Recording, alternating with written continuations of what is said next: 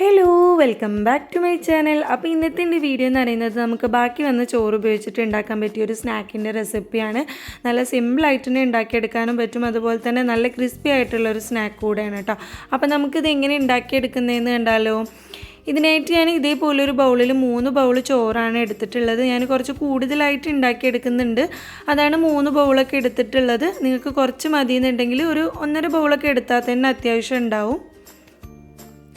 ഇനി ഞാനിതൊരു മിക്സഡ് ജാറിലേക്ക് ഇട്ടിട്ട് നല്ലപോലെ ഒന്ന് അരച്ചെടുക്കുന്നുണ്ട്. അപ്പോൾ ഇത് അരച്ചെടുക്കുന്ന ടൈമിൽ വെള്ളം കൂടി പോവാതെ പ്രത്യേകം ശ്രദ്ധിക്കണം. ഞാൻ അതേപോലത്തെ ബൗളിൽ ഒരു ബൗൾ വെള്ളം കൂടിയാണ് ചേർത്ത് കൊടുത്തിട്ടുള്ളത്. എന്നിട്ട് ഇതിനെ നല്ലപോലെ ഒന്ന് അരച്ചെടുക്കാം. അപ്പോൾ ഞാനിത് നല്ലപോലെ ഒന്ന് അരച്ചെടുത്തിട്ടുണ്ട്. ഇനി നമുക്കിതൊരു ബൗളിലേക്കൊന്ന് മാറ്റിയെടുക്കാം. അപ്പോൾ നിങ്ങൾക്ക് കാണുമ്പോൾ തന്നെ മനസ്സിലാവുന്നുണ്ടാവും, നല്ല തിക്കായിട്ട് തന്നെയാണ് കേട്ടോ അരച്ചെടുത്തിട്ടുള്ളത്.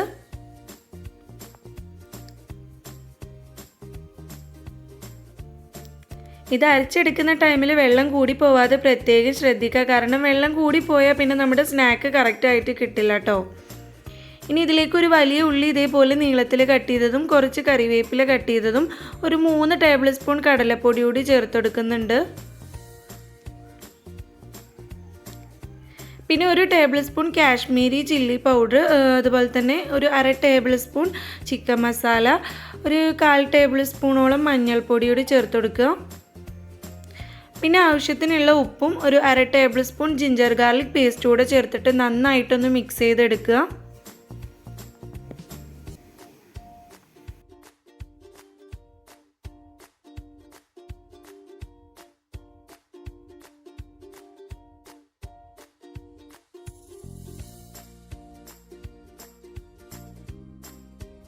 അപ്പോൾ ഇത് നല്ലപോലെ മിക്സാക്കി എടുത്തിട്ടുണ്ട്. ഈ ടൈമിൽ കുറച്ച് ഉപ്പിൻ്റെ കുറവുണ്ടായിരുന്നു, അപ്പോൾ അതൊന്ന് ആഡ് ചെയ്ത് കൊടുത്തിട്ടുണ്ട്. ഇനി ഒരു പാൻ വെച്ചിട്ട് അതിലേക്ക് കുറച്ച് ഓയിൽ ഒഴിച്ചിട്ട് നമുക്കിതൊന്ന് ഫ്രൈ ചെയ്തെടുക്കാം. അപ്പോൾ ഞാനിവിടെ ഒരു പക്കോടയുടെ ഷേപ്പിലാക്കിയിട്ട് ഒന്ന് ഫ്രൈ ചെയ്തെടുക്കുന്നുണ്ട്.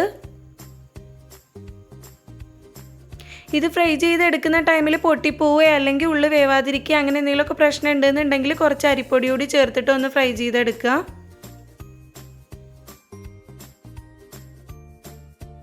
ഇതൊരു ഭാഗം റെഡിയായി വന്നിട്ടുണ്ടെങ്കിൽ നമുക്കിതൊന്ന് മറിച്ചിട്ടിട്ടൊന്ന് വേവിച്ചെടുക്കാം.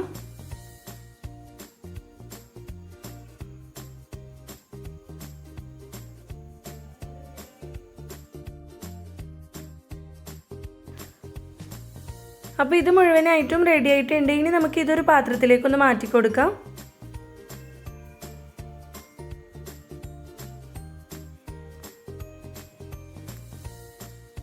ഇനി നമുക്ക് അടുത്തത് ഇതേപോലെ ഒന്ന് ചെയ്തെടുക്കാം കേട്ടോ.